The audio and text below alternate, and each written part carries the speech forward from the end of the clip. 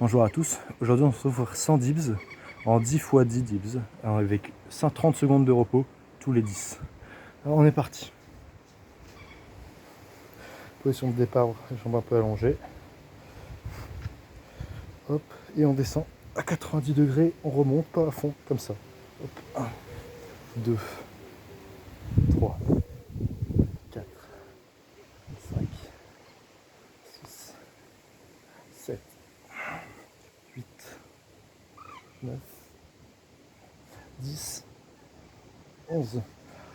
On n'oublie pas de toujours faire le 11e. Alors la première chose dont j'ai envie de vous parler aujourd'hui, c'est tout d'abord de ce merveilleux paysage. Donc là vous vous dites, waouh, mais où est-ce qu'il est pour que ce soit aussi beau? Bah c'est le nord, hein, le nord, la pire région de France. Mais bon, on aime quand même le nord. C'est juste une petite parenthèse pour vous dire qu'en fait, bah déjà il n'y a pas de préjugés, c'est vachement con quand même, c'est un truc abouti les préjugés. Mais aussi j'ai aussi une théorie par rapport aux gens du nord, et je pense que c'est les gens les plus sympas au monde, parce qu'on sait qu'on est les pires.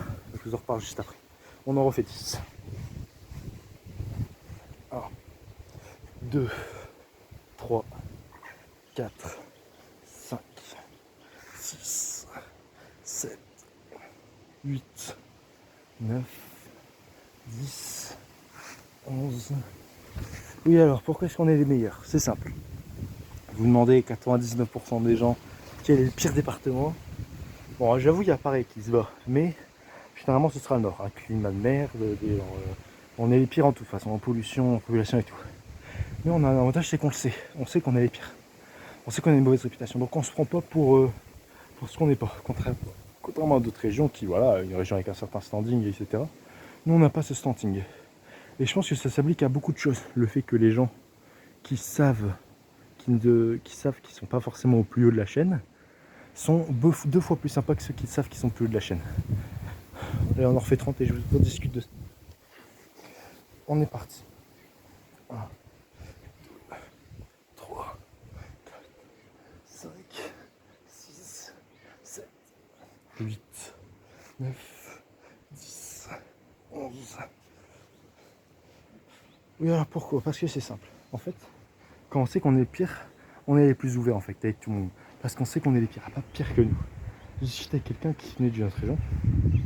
C'est fou parce que déjà, le nord, il y a des grosses villes, c'est vachement peuplé.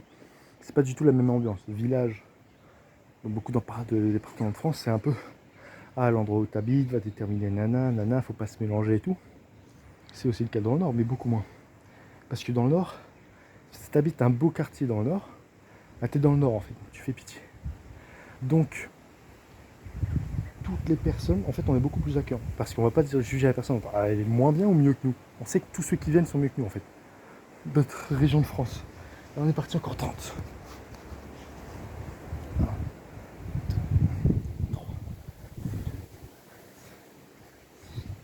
7, 9, 10, 11.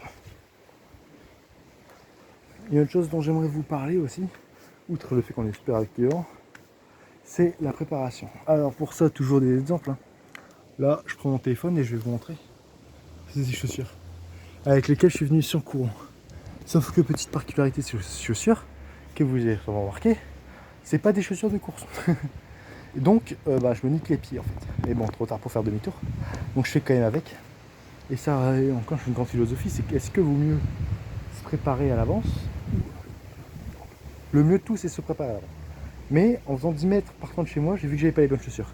Et là, on a deux choses. Soit on fait demi-tour et on se remet bien dans les bonnes conditions, soit on continue comme un abruti d'avancer. Et je vous parlerai de ça après. On est parti. 1, 2, 3, 4, 5, 6, 7, 8, 9, 10, 11. On n'oublie pas de remonter à la 11e.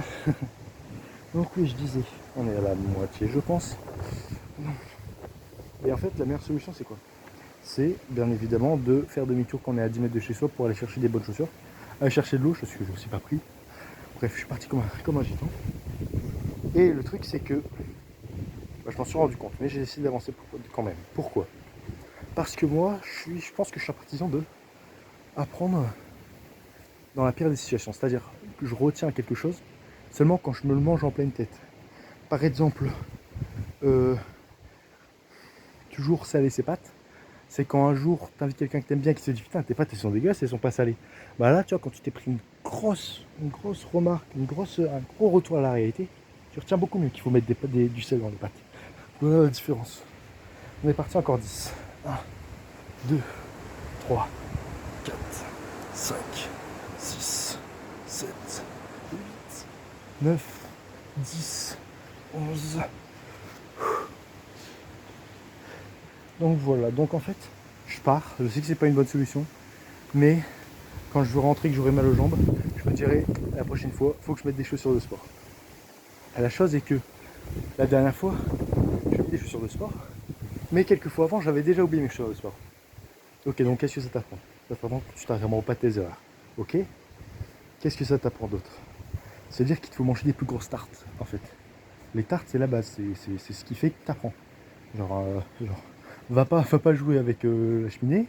C'est comme ça que t'apprends qu'il faut pas jouer, en fait. C'est une fois que tu y as été. Donc c'est pareil, des fois, moi là, je me rends compte que c'est une mauvaise décision, mais je continue de courir. Pourquoi? Parce que déjà, parce que j'en sais rien, peut-être que je vais très bien réussir à marcher avec et que j'aurais gagné 20 mètres parce que 10 mètres aller, 10 mètres autour. J'aurais gagné 20 mètres sur ce mec à côté. Et ensuite, je pourrais dire, ah mais vous savez, moi j'ai déjà essayé et tout, et voilà. Plutôt que de suivre bêtement des ordres ou des principes qui vous dépassent et que vous ne comprenez pas le but, autant vous heurter et comprendre à quoi justement servent ces principes. Allez, on est parti. 10, 1, 2, 3, 4, 5, 6, 7, 8, 9, 10, 11. Donc ouais, voilà. Donc heurtez-vous à la vie, ça vous fera du bien, puis vous apprendrez de vos erreurs, et c'est le tout. Troisième chose dont j'aimerais parler, c'est l'importance du lieu. Donc en fait, je vous avais déjà parlé d'une théorie qui dit quand tu t'habilles comme un entrepreneur et que tu t'habilles comme un chômeur, on n'a pas les mêmes idées. Un entrepreneur va avoir des idées d'entrepreneur et un chômeur va avoir des idées de chômeur. Donc qu'est-ce qu'il faut faire? Il faut se placer dans un environnement favorable. Mais pas trop favorable, parce que sinon on s'y plaît dans cet environnement, on ne va plus évoluer. Or, une fois qu'on évolue plus, c'est là que tu évolues du point, quoi. Genre tout le monde se fout de toi, une fois que tu évolues, se fout de toi. Alors, on s'en fiche de ce que tu deviens une fois que tu évolues pas, parce que la situation ne change pas. Alors hop, on est reparti pour 10. 1, 2, 3, 8, 9, 10, 11. Ouf, failli oublier le 11. Bah vous voyez là, je suis dans une situation, je suis quoi, au bord de l'eau. Bon, c'est pas que je suis un grand fan d'eau, mais bon, c'est sympa. Il fait du soleil, j'en profite. En plus, je fais du sport. Donc autrement dit, je suis au top du top. Sauf que pour qu'est-ce qui m'empêche actuellement de rester dans cette situation? C'est simple, c'est que j'ai pas de toit sur ma tête. Et s'il pleut, je suis dans la merde. Et j'ai pas à manger à côté. Ok. Mais à côté de ça, quels sont les bienfaits que m'apporte cette situation? La joie en fait. Et c'est ça la difficulté, c'est de trouver la joie dans des situations qui ne sont pas forcément joyeuses. Par exemple là, je suis dans une situation hyper joyeuse, mais je dois m'en dépêtrer. Donc arriver à un peu changer, ne pas se satisfaire d'être content. Si demain je vois un burger, j'ai envie de manger un burger, ne pas juste être satisfait de manger le burger. Savoir qu'à côté il faut faire d'autres choses pour se permettre ce genre de plaisir. Par exemple, tu manges un burger, tu vas faire du sport, c'est la base. Ou alors tu fais un truc, tu profites là, tu t'es bronzé, ok, en rentrant je vais travailler. Parce que c'est important, parce que je dois réviser, parce que j'ai des choses à apprendre. Voilà, c'est surtout ça. On est reparti pour en refaire 10. 1, 2, 3, 4, 5, 6, 7, 8, 9, 10, 11. Le dernier point que j'aimerais aborder avec vous, c'est, je vais vous montrer un peu où je suis. Hop. Je suis là, au bord d'un étang, d'accord? Sur un petit bunker, je sais rien, traitement des eaux, truc embêtant. Okay.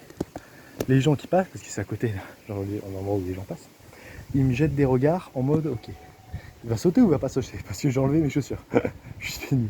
Donc franchement, il manque plus qu'une petite lettre et puis c'est parfait. Donc voilà, donc, sachez que, comment expliquer ça? La société est devenue assez puissante pour qu'on puisse soutenir les gens qui vont pas forcément bien. Par exemple, si demain moi je veux prendre un arrêt maladie, et ben, le fait que je ne vais pas travailler, ça ne va pas impacter des dizaines de personnes autour de moi. Parce que justement, on a assez de population, on a assez de ressources pour se permettre ce genre d'écart. Mais il faut faire très attention avec ça. Je vous en reparle juste après. 1, 2, 3, 4, 5, 6, 7, 8, 9, 10, 11. On a fini. Pour la fin, je vais vous parler comme ça directement. Donc ouais, faut faire très attention avec ce genre de situation. Parce que regardez, demain, je ne veux rien faire, je vais rester dans mon lit. La société ne va pas s'effondrer pour autant. Parce que sur une personne qui reste dans son lit et qui fait rien, il y en a des centaines d'autres qui vont faire leur taf. Et ça équilibre. En fait, c'est le nombre qui fait notre force. Une fourmilière, quand il y a 2 fourmis dans la fourmilière et qui ne fait pas son taf, ça fait 50%. Quand il y a 100 fourmis et une ne fait pas son taf, ça fait 1%. Donc les 99 on arrive mieux à revoir ça et à sourire. En fait, je remets ma caméra à droite. Donc c'est pour vous dire que si vous vous sentez pas bien à un moment, il n'y a pas de souci avec ça. Parce que il y a des gens qui seront là pour plus ou moins soutenir le pompe en attendant que vous alliez mieux. Par contre, ce qui est dangereux, c'est de continuer à soutenir le pont parce qu'on va pas bien. Parce qu'à ce moment-là, on dégringole directement du pont. Alors qu'on peut tout simplement dire, les mecs, écoutez, je vais prendre un petit pique-nique, hop, et je décale du pont, et je me refais une santé, puis je reviens sur le pont. Et le prochain qui sera en visite d'un pique-nique, le prochain qui n'en pourra plus, et ben je pourrai soutenir. Alors que si je suis du pont, je ne pourrai plus jamais soutenir. Donc voilà, connaissez, soyez conscient de vos limites, et arrêtez-vous toujours, pas avant, parce que faut toujours essayer c'est pas en s'arrêtant avant ses limites qu'on se dépasse, mais soyez attentif à votre santé, surtout, c'est le plus important. Parce qu'une fois que vous êtes hors circuit, vous êtes hors circuit en fait. Donc essayez des pauses au stand, ça n'a jamais tué personne. Et ça a fait beaucoup de bien à des voitures. Alors que toujours continuer, ça a fait perdre pas mal de courses. Donc voilà, je vous laisse. Hydratez-vous bien, c'est important. Bye.